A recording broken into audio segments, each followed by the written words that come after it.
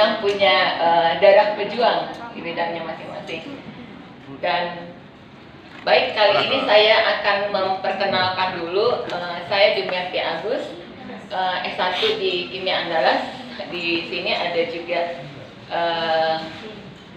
teman saya, Pak Indra, ya teman S1 saya, sama-sama aktivis di Kimia Andalas dulu di himpunan.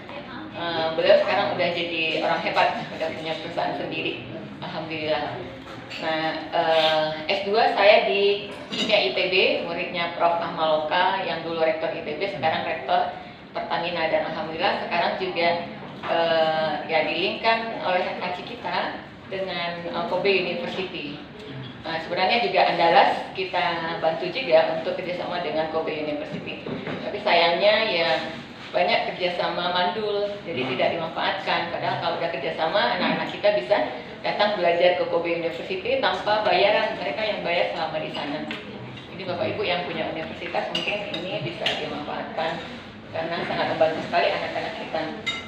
Nah, S3-nya saya di Tokyo Institute of Technology, bidangnya biopolimer. Saya dari bioteknologi, jadi risetnya ultra high molecular weight of biopolymer. Jadi polimer yang dibikin di tubuh mikroba dengan teknik rekayasa genetika. Kita Indonesia kaya sekali dengan mikroba. Jadi kemarin di Pekanbaru itu hutan masih dibakar dan kondisi cuaca udara itu kabut di tingkat yang jelek, Prof. Nah, ini sebenarnya nggak hanya daun-daunan itu bisa diekstrak menjadi kimikal yang bisa, katakanlah kalau di Jepang mereka gunakan obat jamu sekarang. Nah, mikrobanya saja kita bisa menghasilkan uang, bisa dibikin bioreaktor secara bioteknologi tentunya risetnya. Nah, kita sayang sekali gitu, jadi nampak dari luar gitu kalau bangsa kita tuh edukasinya masih bermasalah gitu. Memang secara personel banyak yang hebat seperti di sini ya, Prof. Jurnalis punya rumah sakit hebat, Pak Irwandi dan lain-lainnya karena belum kenal aja, tapi selama ini kami juga aji kita dibimbing oleh Prof. Jurnalis ya, sehingga juga ya sedikit demi sedikit kami terus bergiat. Nah baik, ini tentang aji kita. Jadi perkenalan sedikit, saya sekarang itu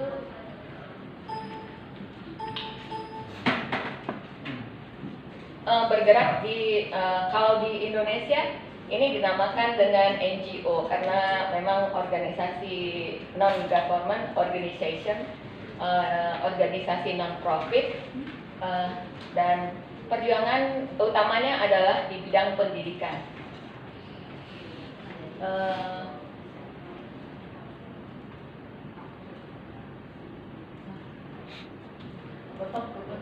Mohon maaf ini dari slide-nya kan tadi press ya mungkin ya.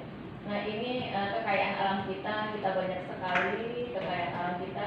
Ini coal resources di daerah sebaran Indonesia.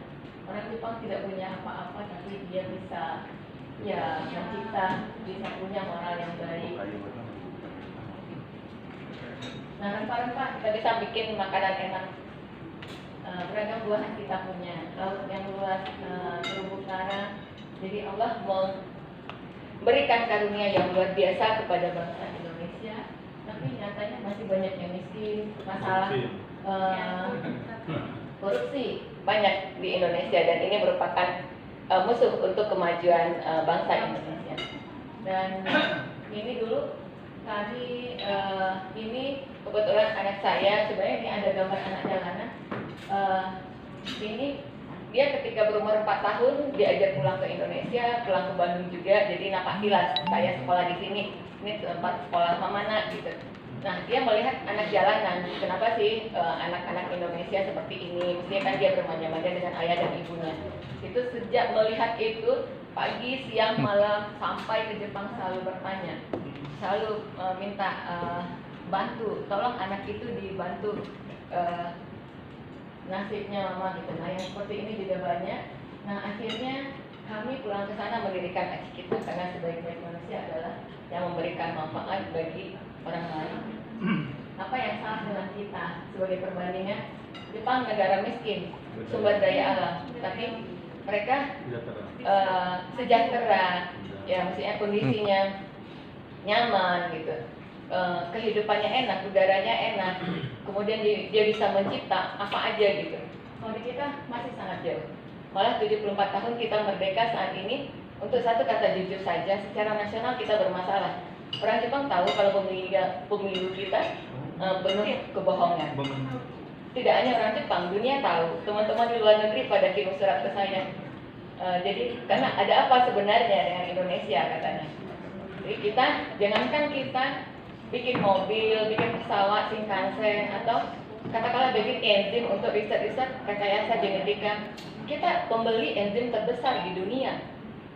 Padahal kita punya sumber daya alam terbesar, ya nomor 3 terbesar di dunia.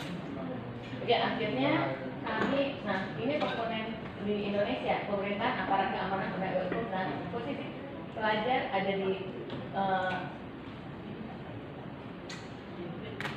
kami sebagai pelajar merasa punya tanggung jawab moral. Ketika itu saya baru tamat doktor, pulang ke Indonesia 2006 itu. Jadi balik ke Jepang, ya kita dirikan Aci Kita ini, Aku Cinta Indonesia Kita Sejahtera pada tahun 2006. Nah, apa sih Aci Kita? Organisasi yang didirikan oleh anak bangsa yang bersekolah dan berkarya di Jepang. Organisasi ini mempunyai fokus khusus untuk memajukan pendidikan Indonesia, memperbaiki pendidikan Indonesia.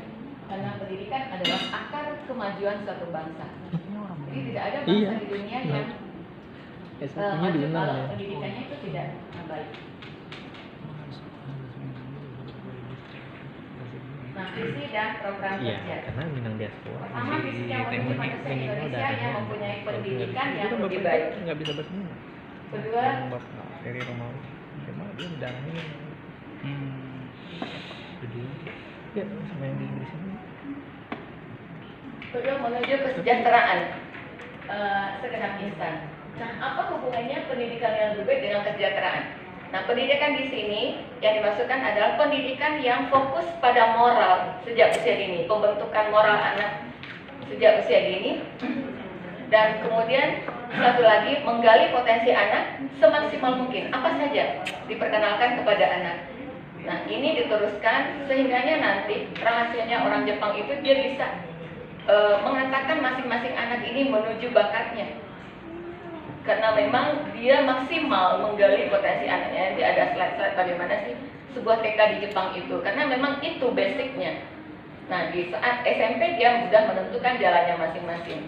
Di saat SMA dia sudah memilih sekolah-sekolah yang memang terbaik buat dirinya masing-masing. Nah, kalau di Indonesia di SMA itu ada sistem donasi. Itu sebenarnya tidak tepat. Karena di saat SMA itulah dia memantapkan yang mulai jalannya masing-masing. Jadi kalau memang harus hijrah ke sekolah terbaik, ya itu memang seperti itu harusnya. Zonasi itu hanya tepat untuk sistem SD dan SMP. Jadi di Jepang mereka jalan kaki, tinggal di lingkungan dia sendiri, bersekolah di lingkungan dia sendiri. Bapak ibunya nggak repot ngantarin anak. Semua anak berjalan kaki. Meskipun salju tebal pun masih anak jalan kaki. Kecuali taifu. Taifu itu angin yang dahsyat sekali yang zaman dulu bisa menelan korban jiwa sampai 400 orang per taifu. Nah, dengan adanya moral, dengan adanya potensi, akhirnya si anak ini